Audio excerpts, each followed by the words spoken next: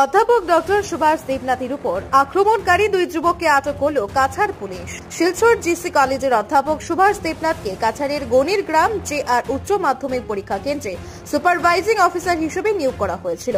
মঙ্গলবার বিকেলে পরীক্ষা কেন্দ্রের দায়িত্ব শেষ করে তিনি বাইকে করে ফিরছিলেন, কিন্তু কাছাড়ের তুপখানা এলাকায় হঠাৎ বাইকে আসা তিনজন ছাত্র অতর্কিতে তার উপর হামলা চালায়। তিনজন ছাত্র লাঠি ও বাঁশ দিয়ে আঘাত করে এক্সটার্নাল সুভাষ দেবনাথকে গুরুতর আহত করে এবং এরপর দ্রুত ঘটনাস্থল থেকে পালিয়ে যায় তারা। ঘটনার পরিপ্রেক্ষিতে কাছাড়ের অরুণাচল থানায় সুভাষ দেবনাথ একটি এজাহার দায়ের করেছেন। তদন্তে নেমে পুলিশ বৃহস্পতিবার দুই ছাত্রকে আটক করতে সক্ষম হয়। তারা হলো বছর 19-এর ইমদাদ উল্লাহ বরভুইয়া ও বছর 18-এর বিলাল আহমেদ বরভুইয়া।